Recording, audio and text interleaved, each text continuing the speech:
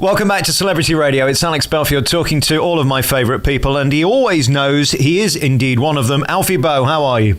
I'm well, thanks, Alex. Good to talk to you again. Hey, listen, it's always my honour. I've known you for a long time. On Broadway originally, I first saw you in La Boheme. I then saw you, I was lucky enough to see one of those two performances in Les Miserables, and then we chatted in the West End. And here you are with this new album, Trust. You're still here, you're still doing it, and thank God you're bigger than ever, aren't you?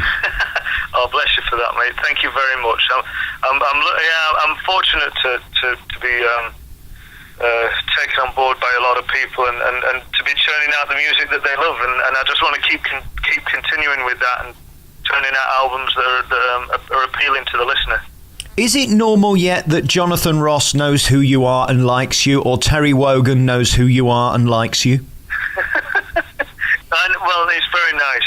I've got to say, it's very nice when people know your name. A lot of people had heard of my name but couldn't put a face to it, which is a good thing sometimes. You know? In my case. Yeah.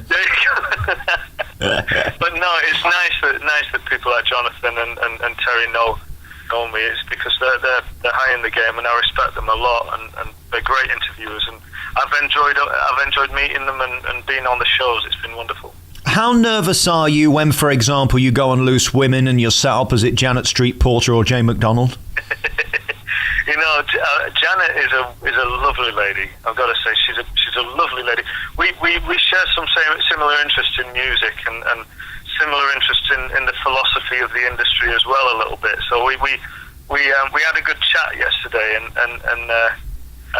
but before I went on, my goodness, they were fiery. They were really angry with each other, and I didn't know what it would be like, but it was fine. I always love that show. I always have a good time, and they're always so sweet to me. You can't go wrong with programs like that because they're your core audience, aren't they? What you've managed to do, which I think is your greatest skill, is take classical music to the masses. And certainly with this new album, I mean, dare I say, it's spiritual, it's sort of gospel, it's a bit folky, it's very different to what you've done before. It's certainly not Les Miserables, is it?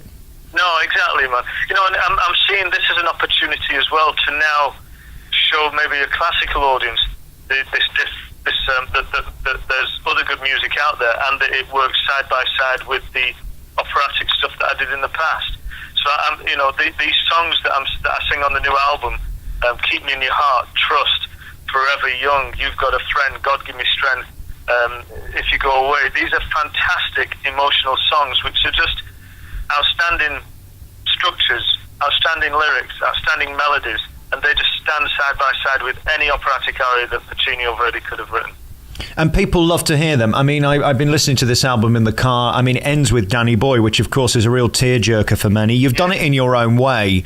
What I love about you is you're not pretentious with it, are you? You so many artists say, oh, well, I'm going in a new direction because, you know, it's so important that you have to educate people. Never mind educating people. What about entertaining them? And that's really what you do, isn't it? That's exactly it, man. I'm not here to educate. I'm here to entertain. I'm here to provide music that stimulates your emotions and makes you feel happy, sad, angry, whatever you want to feel, and energized. And just music is a very powerful emotion, and a very powerful thing that stimulates your emotions. I am in awe of your voice. It is the most incredible weapon, really, isn't it? And again, in this album, you use it in a different way. I mean, it's not about showing off, this album, is it? No, it's not. You know, it's interesting you say that, because it's nice to hear that somebody's recognised that I'm not necessarily belting out the big, high, loud notes at the end of each song.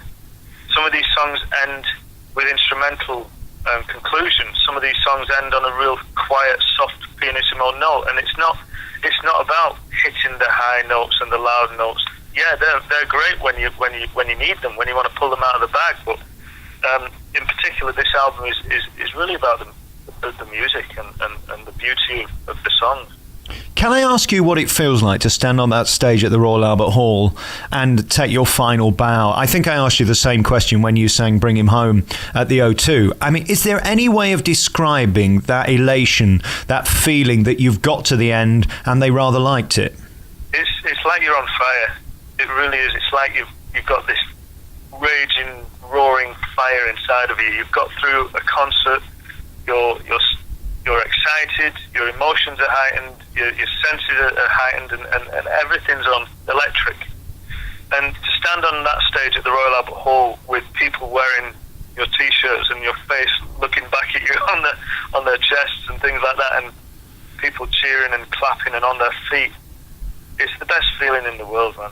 It's the best feeling because it makes me happy that I'm providing good entertainment from my crowd, the people that love my music, and it makes me feel, it gives me a drive to continue to provide them with good songs, good music. The nearest I got to that feeling was at the Radio 2 Christmas party. Vanessa Feltz sat on me once. That was nice. Not quite the same thing, but similar, if you know what I mean. Oh, bless. Tell me about Monday night. I saw you on Children in Need on the One Show special, singing on there. Did you ever think that you'd be the go-to guy to do shows like that? Because let's face it, there aren't many people in the world who are a safe pair of hands that you know can perform. On that show, they can't take risks. They need you to deliver. And you are that guy. When we look at the thing you did at the Palace with the Elvis songs and all that stuff, did you ever think it would be you? Because it really is like winning the lottery. That's not to take away from your talent, but do you know what I mean? This business isn't necessarily fair, is it? No, it's not. I mean, I'm surprised. I surprise myself that I get invited onto things like that. But when I do, and I just want to perform to the best of my ability and do as good a job as I possibly can for that short amount of time. Is this the dream now? I mean, are you where you want to be, where you can perform the songs you want to perform, release the albums you want to release, you're answering to nobody, and next year you go and fill incredible arenas with, 15, 10, 20,000 seats in some cases? Yeah, man, I don't think I'll ever really be satisfied or content with where I get. I just want to keep working and keep pushing and driving further and further on.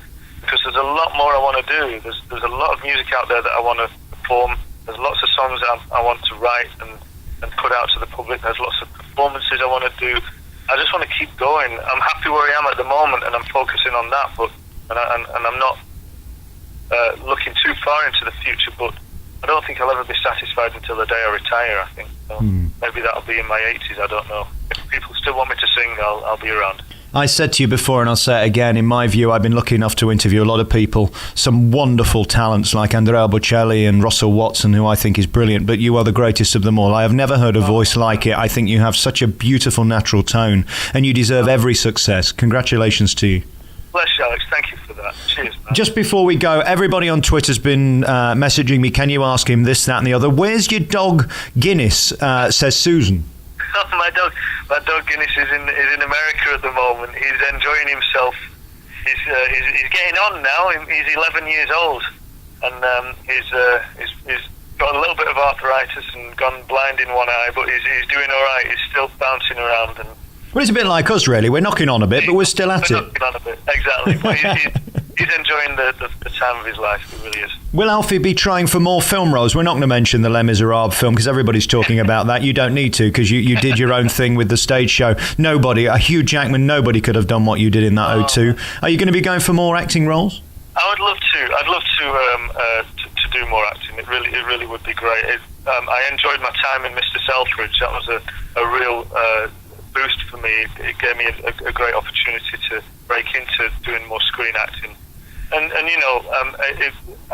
I just want to try and do it if I can, and because acting is a big part of is and has been a big part of my career. It's been I have to act when I was in Les Mis and act on stage in the operas that I did, so it's a big part of my training. And will you be back in America for Christmas? Where are you going to be spending Christmas? I will. I'll be at home for Christmas for a couple of weeks, and then on the road again, rehearsing and touring around America for a couple of months.